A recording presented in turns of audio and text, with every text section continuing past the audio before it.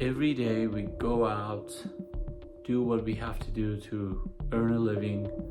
Every day we push ourselves.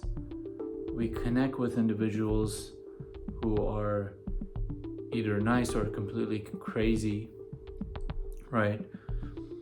And we do what we have to do in order to put food on the table, really.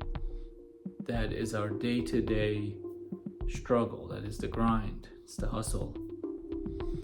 And when we get back home, when we arrive back to our partners, when we connect with lovers, at the end of the evening, at the end of the night, just like right now, it becomes a matter of settling down into a different frequency, a frequency that is a little bit more reserved, a little bit more comforting, a little bit more at rest, more at peace with itself. And what I want to focus on is that connection, that transition. Because 7-8 hours of rush, hurry, 7-8 hours of consistent thoughts of business and money, clients, or whatever else it is that you deal with on a day-to-day basis, and then suddenly an hour later you're home and you have an entire different set of responsibilities. You have to be present in your home with the people around you. And the last thing you want to do is to carry everything that you were dealing with throughout the day onto the people that are at home. They are innocent. They have nothing to do with what was going on earlier in your day, right? They have no knowledge of that whatsoever, and you deserve to keep that to yourself. They deserve to not have anything to do with it. That is hard. That is not easy thing to do. For most of us, we struggle. For most of us, we want to share in order to get our emotions out, and it takes us maybe a while, maybe a couple of hours to settle back in, to find ourselves.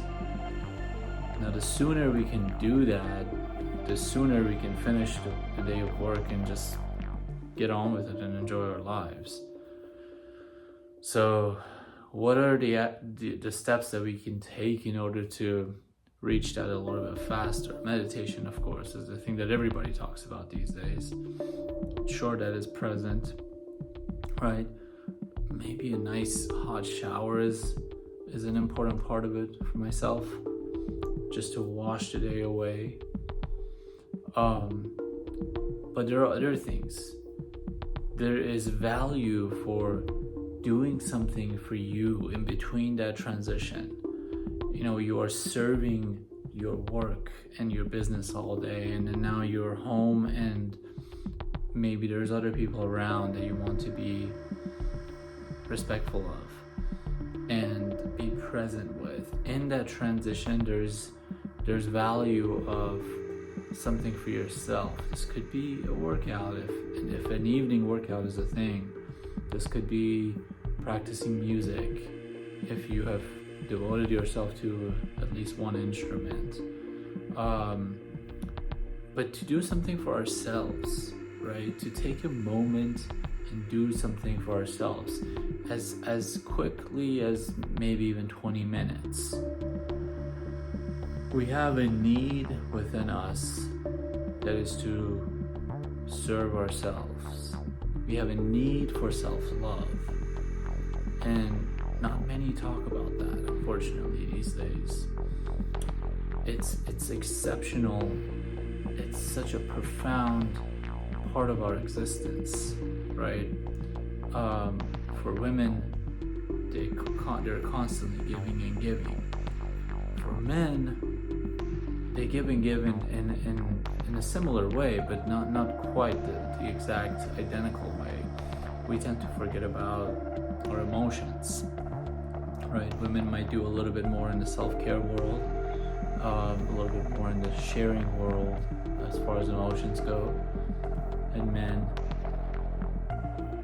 tend to forget about the fact that they also have emotions. They keep those emotions reserved to themselves. This is for great reasons.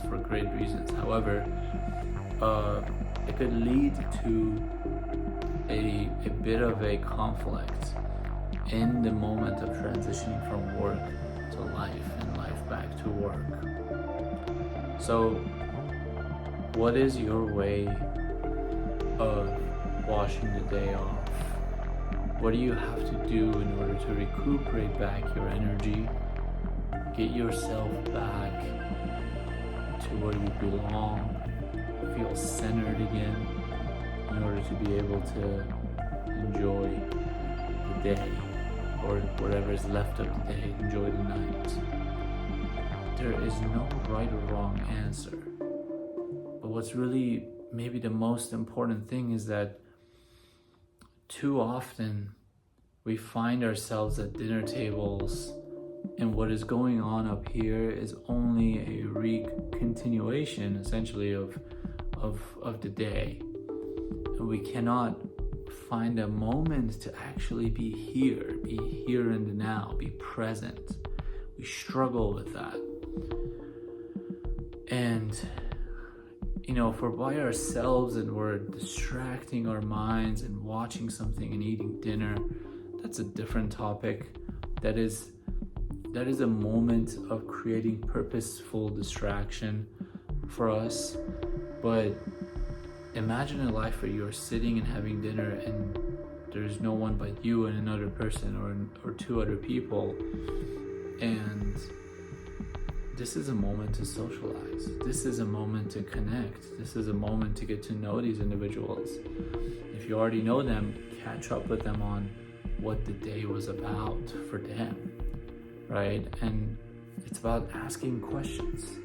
It's about becoming present in the moment so you can actually listen to what they have to say back to you. There's something about meditation that is crucial to our existence, and we talk about that plenty. What we don't talk about enough of is the ability to meditate within the conversation, like myself right now, right? The ability to be as present as possible in the moment of an interaction, of a connection. That is almost like meditation with the eyes open. That is almost like meditation with the mouth running. As the words are coming out, I am thinking of what to say next. This is not scripted, as you can already tell, right? We can improve on these skills. These skills are related to meditation. They're related to self-care, but they also maybe have a foot in mindfulness. And the only way to practice them is to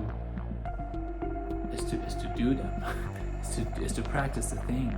Is to practice the moment as you're exhausted and you're struggling to be present with your thoughts. To focus, sharpening your attention onto the subject, asking better questions, and being aware, noticing something about the other person, right? And saying that, speaking out loud about that, and through that opening the conversations.